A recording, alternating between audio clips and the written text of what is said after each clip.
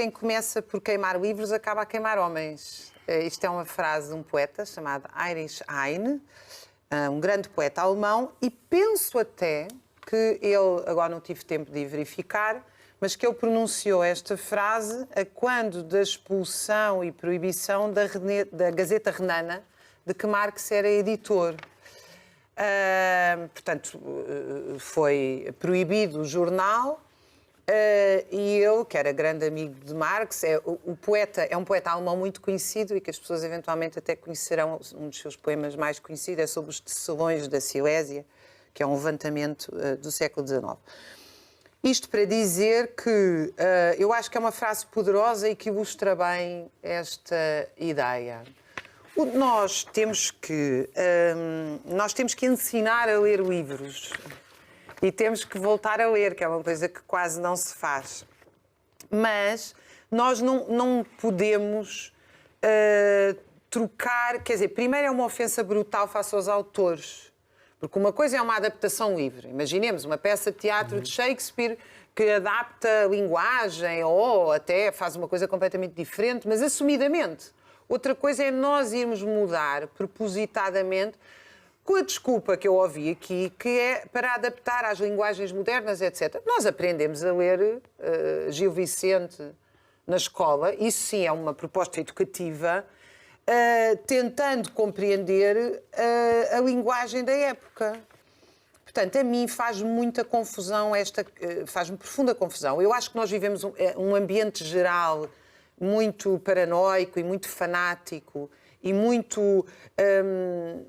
Ainda há pouco tempo, o Miguel Seabra, que foi presidente da FCT, colocou num cartaz o que ele disse que era uma piada, a mim parecia-me óbvio que era uma piada, que era no Dia Internacional da Mulher, ele colocou na parte de trás do cartaz é o dia da extinção do homem branco e tal.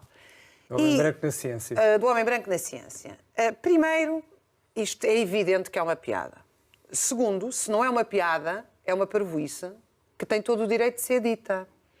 O que me fez realmente muita confusão foi ver Carmo Afonso, que é articulista do Público, defender que o jornalista da BBC que disse que era a favor dos refugiados e por isso tinha sido não demitido, mas suspenso, penso eu, durante uns dias, e depois a BBC recuou perante massivos protestos em defesa da liberdade de expressão, mas que Miguel Seabra era um caso diferente, porque um, no fundo, tem um discurso progressista e no outro teria aquilo que se chama um discurso de ódio.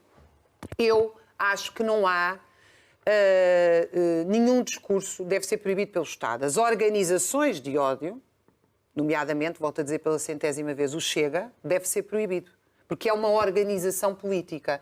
As pessoas não podem ser proibidas de dizer parvoíces, inclusive de dizer parvoíces odiosas. Porque uma coisa é a liberdade de expressão, outra coisa são crimes tipificados na lei, que têm a ver com infâmia, com calúnia, etc. São coisas diferentes. Portanto, mas o que me mais choca é que pediu-se a cabeça de Miguel Seabra que fosse demitido dos seus cargos, ou uma coisa deste género. Quer dizer, nós estamos a entrar numa fase realmente totalitária, em que estes mecanismos vão levar não só à censura, como a uma coisa muito mais grave, quanto a mim já levaram, que é a autocensura. Em que as pessoas deixam de dizer piadas, deixam de ser sarcásticas, deixam de ser irónicas, deixam de brincar umas com as outras, que isso é uma poderosa arma que nós temos contra o sofrimento uns dos outros, é poder brincar. E, portanto, a mim parece-me sinceramente muito grave. E eu estava a pensar até numa coisa. Até em conversa com um amigo meu sobre isto, que ele dizia, e bem, imagina que nós vamos reescrever o Mein Kampf politicamente correto. O livro de Hitler, que é, enfim, não é nada uma base para o nazismo. O nazismo tem outras bases filosóficas muito mais sofisticadas. Aquilo é uma lixeira propagandística. Mas imaginem, as crianças, ou os adolescentes, ou os adultos, não iriam perceber o que era o nazifascismo se fossem ler A Minha Luta, que é a tradução do Mein Kampf. Quer dizer, se substituísse lá judeus bolcheviques com hífen por outra coisa qualquer, judeus bolcheviques odiosos ou não sei o quê, por outra coisa qualquer. Isso não faz sentido. É tudo ridículo, tudo isto é ridículo, mas isto tudo vai ao extremo. Pois há duas coisas que eu acho muito... A principal e que me incomoda muito é que tudo isto gera um discurso estatal, autoritário, porque quem é que define o que é o discurso de ódio? é o Estado. Porquê? Porque o que estas pessoas estão sistematicamente a pedir é que haja uma intervenção repressiva, jurídica, que tipifique aquilo que sai do chamado político, que para mim não é nada politicamente correto. Mas a segunda, muito interessante, é que depois nós nunca acabamos por discutir o essencial. Por exemplo, um dos problemas dos livros do Roald Dahl é que se chamava gorda. Ora, o problema não é chamar gorda, o problema é ser gorda.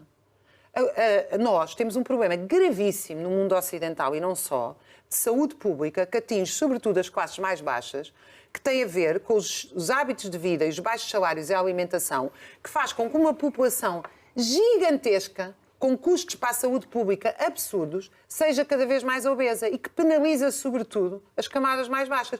O que é que nós andamos a discutir? Se está lá a palavrinha gordo ou não? Sendo que, aliás, eu devo dizer que há de haver pessoas que gostam de ser gordas, quanto a mim não é a maioria, e que isso também é uma decisão de liberdade individual. Ou seja, nós não temos que ter aqui um livro de estilo a explicar exatamente o que é que cada um deve fazer com o seu peso. Mas tudo isto é uma espécie de um rendilhado totalitário que entra por todos os poros e que nos infantiliza. Foi o mesmo, aliás, que proibir as televisões russas. Porquê? Eu não sei olhar para a propaganda do Putin. Preciso que venha a União Europeia paternalisticamente dizer que televisões é que eu posso ver ou não.